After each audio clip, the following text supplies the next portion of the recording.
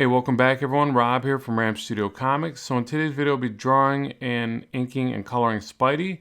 So I'm using traditional methods for penciling and inking. I'm using a 2H lead and a 2mm lead holder.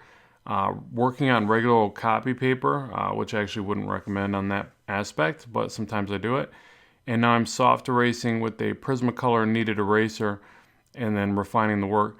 One of the reasons I do like working on copy paper is it's cheap and quick and easy and that, but I always regret it by the time I get to the ink. So for the paper I would normally use for the best ink quality is Strathmore 200 series Bristol Smooth.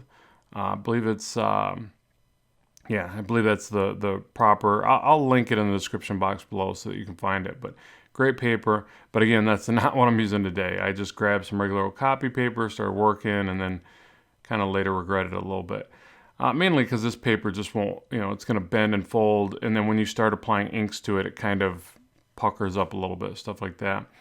So just drawing out the pose, refining it. I didn't go into this with a clear concept. Another thing I don't particularly recommend, but it's sometimes it's just fun to do, where I just let my mind wander and draw whatever I want, and that's how this one came out. So, but the pose is a little bit weird, but I just wanted this kind of leaned over pose where he's holding his webs. I was kind of thinking like a Todd McFarlane thing, because he would always do these kind of creepier poses of Spidey, and I always thought it was really cool. So I definitely, every time I draw Spidey, he's a huge inspiration in my mind. So that's probably why I did this pose. But it's good to actually have a real concept going in, and that's where thumbnailing your work smaller and working through those design elements is so important, because then you'll go to your bigger piece and have a lot better idea. So now I'm inking the perimeter, and I think I'm using, I should have showed, I think I'm using an 05 at this point, but with my microns, just so you know, I'm either at an 01, 05, or 08.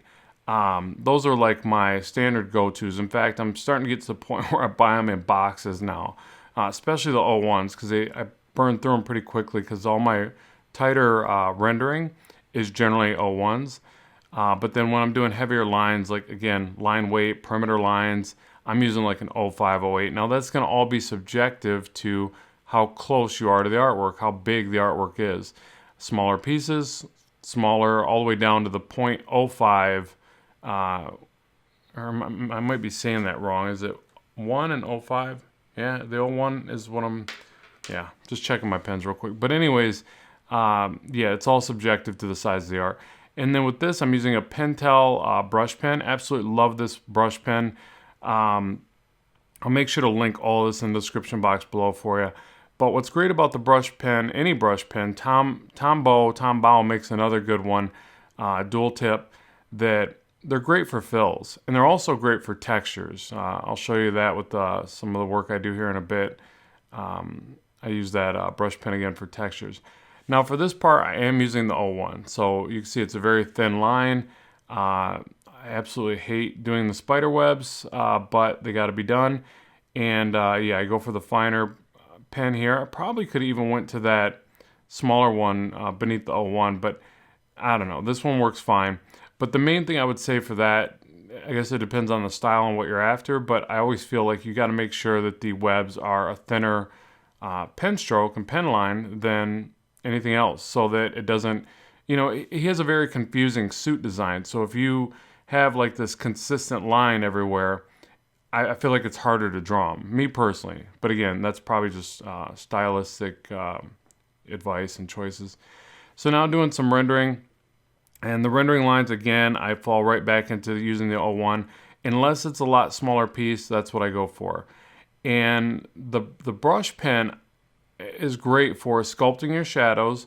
And even if it's a little bit messier, you can always go back and, again, kind of sculpt that with your microns. So I think that's a really important technique to get used to, because it speeds you up. Like this entire piece took me 2.5 hours, and that's with color and everything. So I was pretty happy with that, because I'm kind of slower at this stuff, and generally something like this probably would have took me a little bit longer. But I think when you start using all this in the right way, or you find your own rhythm, it can get really fast. And again, for me, it's using that brush pen for shadows, the Microns for detail work and sculpting, and a little bit of whiteout too. It's like, you know, I don't think I used any whiteout yet, but I'll definitely use some. We can see it even with the hand here. It's really rough. And then I get in here with the pen here in a second, the brush pen, and then bring it out further. Yep, there's the brush pen. And even though it starts off very rough, I can get it to look, you know, relatively refined. I mean, this is rough in general because, again, I'm using a paper that doesn't hold as clean of a line. And I'm being a little bit messy with this one. And sometimes I do that. You know, I find that I do that a lot more with traditional art. Digital, it's almost like because it's so clean and I have the ability to be so clean, I kind of like fall into a different rhythm of getting everything as clean as I can.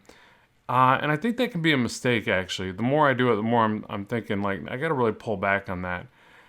So here, again, I wanted to mention that these brush pens are great for texture. Absolutely fantastic and so fast. Like, even though this is sped up, this didn't take very long at all to do this effect.